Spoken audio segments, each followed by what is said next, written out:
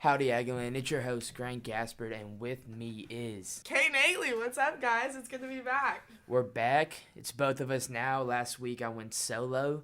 Had to talk to myself, and finally Kay is back, and we can finally both talk about sports.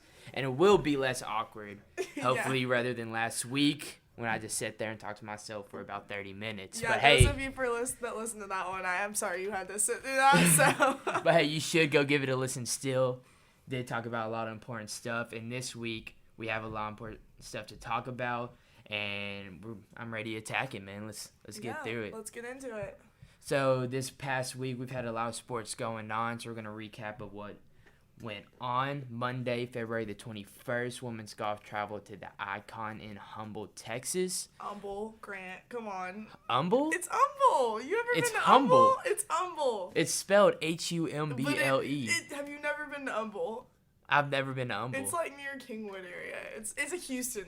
It's a Houston thing. Houston thing, you know. Well, I don't know much H-town. about Houston. I'm a Beaumont guy, 409 represent. But hey, anyways, they went to Humble, Texas. That makes no sense. Why not just spell it Umble? That would have been way cooler. That was day one. Day two started on Tuesday, February the 22nd, where they placed fifth. Men's basketball got a very big dub. It's probably the biggest win we've had in a while against Georgia, 91-77. Baseball secured a dub versus Lamar. Speaking of 409, that's where they are from, Beaumont, baby. They secured a win 9-3. Then Thursday was a very emotional, eventful day for women basketball fans, women basketball players, and other coaches who have respected Gary Blair. That was his last home game in Reed Arena. However, they lost against South Carolina 48-89. What went on this weekend, Kay? Yeah, a lot of sports. Baseball, softball played a lot here in College Station. So baseball took its first loss of the season, I believe, to Penn. Lost 1-2. Softball as well lost. So Diamond Sports just kind of had a rough weekend, honestly. They lost 0-1 to Oklahoma State. Track and field, that was day one of their SEC Indoor Championship, and that went on throughout the weekend. We will talk about that a little bit later. Soccer versus Blinn College, I believe that was their first exhibition match, was a win 4-0. Men's tennis at Oklahoma lost 0-7. Yikes. Soccer versus Brookhaven College, so soccer had a doubleheader, also won 8-0. Let's see about Saturday. So Equestrian traveled to Auburn, took a loss there, 4-13. Men's basketball, Ole Miss, another win. You know, they're keeping. Wait, hold up. Is that 2 wins that in one is 2 podcast? Wins. I don't think we've ever had that before. I don't think we've had one My fortune podcast cookie. where men's basketball has won twice in 1 week. Hey, it's fortune the headbands. cookie finally came true. It's the headbands. The headbands? The headbands that they've been wearing. Q and every player's rocking the headbands. Well, now, they need to keep rocking that headband because Q out there playing like they tweeted LeBron right now. They tweeted at Alex Caruso and they're like, "We're doing your thing," and Caruso tweeted back and was like, "Oh yeah, keep the headbands going." They need to wear that for the rest of the season. Yeah. Also Saturday, day 2 of track and field SEC championships. Little more sports on Sunday. Women's basketball lost at Georgia. Women's basketball has their SEC tournament coming up this week. Men's tennis versus SMU took also another loss, 3-4. Baseball versus Penn pulled one out, 5-0. Softball lost again to Oklahoma State, 1-2. Women's tennis won 4-1 against Rice. Baseball, that was a doubleheader on Sunday, lost 5-8. And then softball tied up the day versus Texas Southern. I believe it was 5 innings and won 9-1. I mean, you take out soccer, the 2 soccer games, and that one men's basketball game against Ole Miss, and it's just a bunch of L's. Yeah, it really is. Not a great week. Not a great week at all. However, it was a great week for one guy in particular, Gary Blair. This past game against Georgia, that was his last home game at A&M after a very impressive, a Hall of Fame career. Yes. There. They changed the basketball court name to Gary Blair Court. Yep. And however, they lost by 41 in the first game on Gary Blair court. Yep. It's not how anyone want to end their career. No, I wouldn't say so. That was a very emotional day for, I think, all of the seniors, because that was also their last game on the court, and then having it named after their head coach at the time. Yeah. There were a lot of fans there. I'm glad to see a lot of people showed up. He was very teary-eyed, gave a little speech, was just very thankful for everyone that was there, and obviously the court being named after him. So it was awesome to see. That's awesome. Now let's take a quick look at this resume of his. Women's Basketball Hall of Fame inductee. He was inducted back in 2013. He's a 2-time National Coach of the Year back in 1995 when he coached for, SFA, and then 2006 at A&M. 3-time Naismith Coach of the Year finalist in 2003, 07, and 2021. 6-time Conference Coach of the Year. 5-time Coach of the Year by Texas Association of Basketball Coaches. And he didn't start off his career coaching college sports. He started off back in South Oak Cliff High School, where he coached for 7 years. Had a pretty impressive win percentage there. Very impressive. Yeah, went 239 wins and only 18 losses. Then he started off his college career at LA Tech, where he was an assistant coach, and even more impressive win percentage, 159 wins against 10 losses. Then he got his first head coaching position at SFA, where he got 210 wins and only lost 43 games.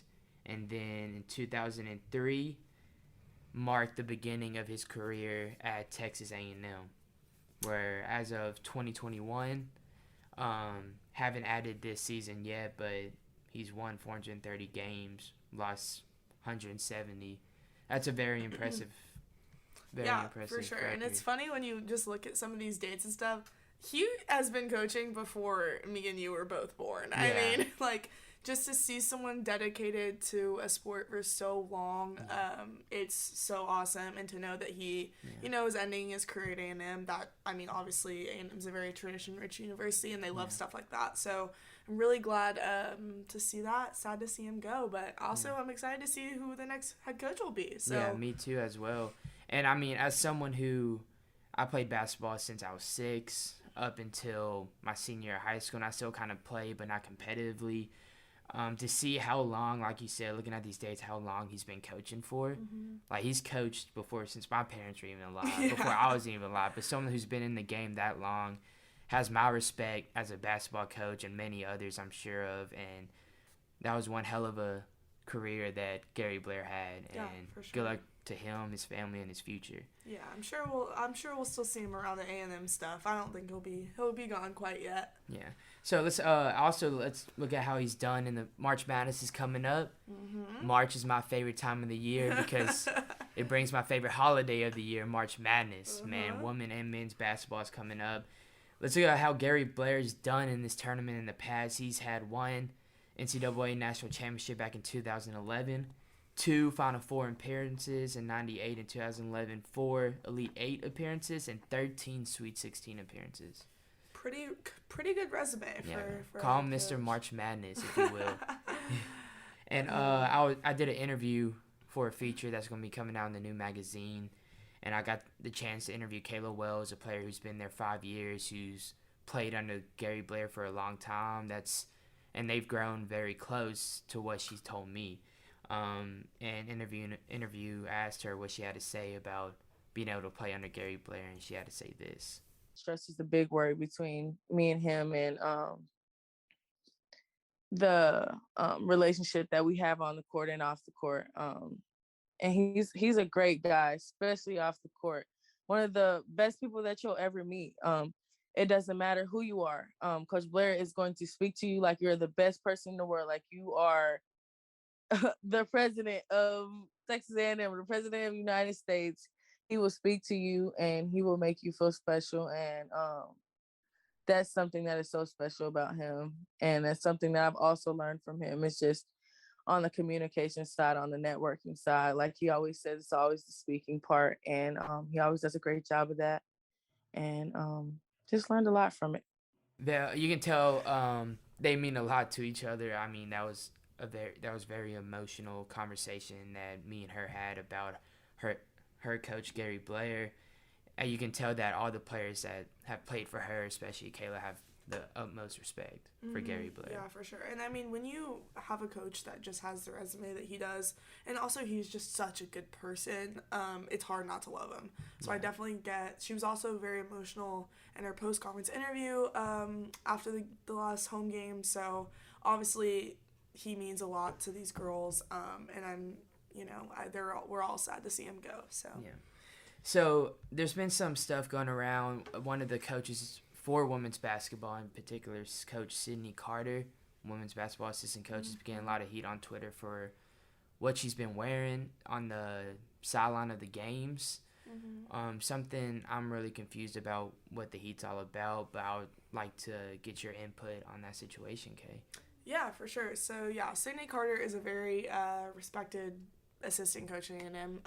She used to play as well, so she's just very well known at A&M, and just a great person in general. So she, I don't remember exactly what game it was, but kind of caught some heat for a particular outfit she was wearing on the sidelines, and it was basically a black turtleneck and like pretty tight fitting like pink pants. Like she was completely covered, nothing was out, nothing was and just some people on Twitter just did not like what she was wearing.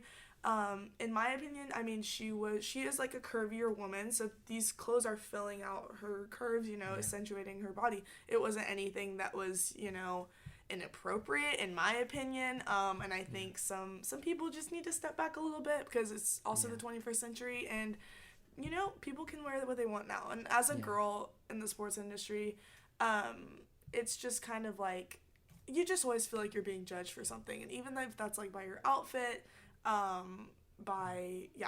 just anything you're doing, you're kind of just always gonna catch heat being in like a pretty predominant male industry. So I mean, this is something that obviously upsets me, and it shouldn't really be an issue in my opinion. I think that she's a great coach, that should speak for herself. And a lot of people defended her on Twitter. She was defending herself. I think their Twitter account like came out and was like, "This is our coach. Like, she can wear what she wants." And I think her outfits are awesome. So I think she needs to keep doing what she's doing and not worry about what people are saying.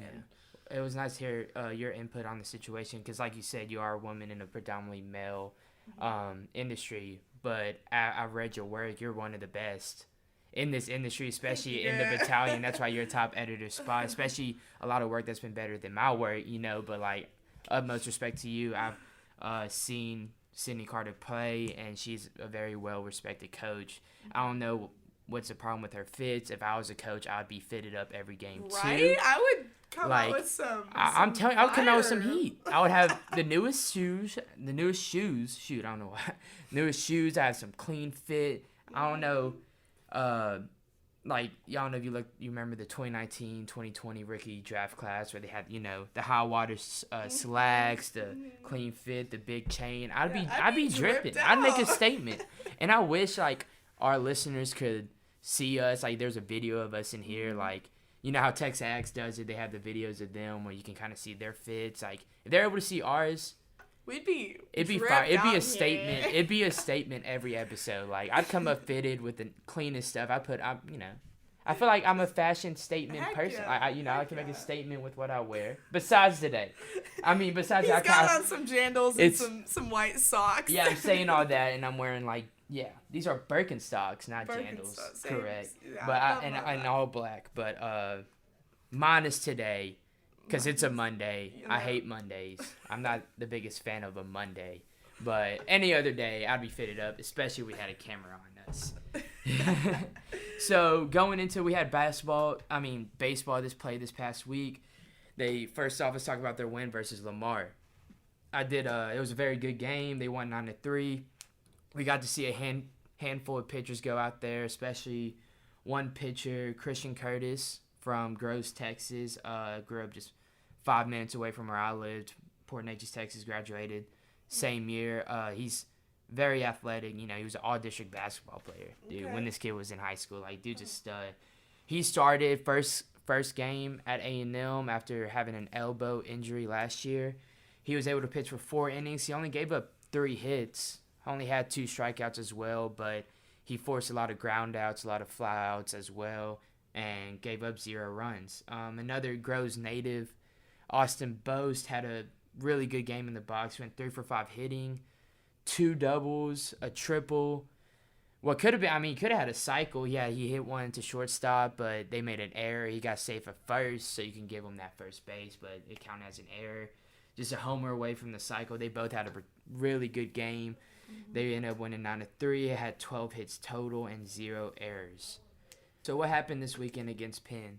Yeah, so took their first loss of the season. Had played 3 different games this weekend, so they ended the series 1-2. Yeah, so the first game lost 1-2. Nathan Detmer, 6 innings he pitched, 5 hits, 1 run, 4 strikeouts. So that was their first loss. Next game, 1-5-0. Micah Dallas, he got SEC co-pitcher of the week. He had 10 strikeouts in 8 innings. And then finished off Sunday with, Penn had a late comeback in that game. Lost 5-8. Ryan Prager, 8 strikeouts in 5.2 innings. So now they are 5-2, looking to kind of get redemption on HBU at 6:30 at home, and that's going to be on Tuesday. So yeah, it was a pretty solid weekend. Besides losing the series, we saw a lot out of our pitchers, especially Micah Dallas pitching an outstanding game. He ended up getting, like you said, a SEC co-pitcher of the week. Really good game with 10 strikeouts. I saw this stat on Twitter. This is a guy I usually go to when I'm not feeling like doing research. I usually follow this guy. Shout out Tim England. I usually hit up his Twitter with stats when I don't feel like looking up my own. For our starting pitchers over the past 7 games, they've pitched 19.2 innings, have only given up 2 runs on 10 hits, and have 22 strikeouts total. That's a very promising stat, especially like for our starting pitchers. They're starting to get into the groove of things, and it should only get better from here on now. yeah. Besides our relievers, they pitched a total of 7.1 innings, gave up 8 runs, 12 hits, and only 9 strikeouts. Not as good, but like I said, it's early in the season as things get going. Hopefully they'll get flowing. Hopefully they can, handle SEC play. We'll see. Something else went on this weekend we talked about earlier was the SEC Indoor Championships for track. Yeah. How did that go, Kay? Yeah, so, it wasn't the best week for track. You definitely had some standout athletes that, we're gonna make their mark. One in particular, Brandon Miller. I did an interview with him, and he told me he was going to set the indoor record, and this weekend he did it. He is now at A&M's #1 all-time list for the 800 meter. Dang. So heck of a performance out to him. He's a big family guy, big Christian guy. He's really just hard not to like. Another first place performance, pole vault, Zach Davis. I don't know exactly what his measurements are in, but congrats to him. And then Lamara Diston in high jump. So shout out to them getting first place at SEC. Another placing, Deborah Akira, I think, placed second in long jump as well as the women's 4x4. So shout out to them.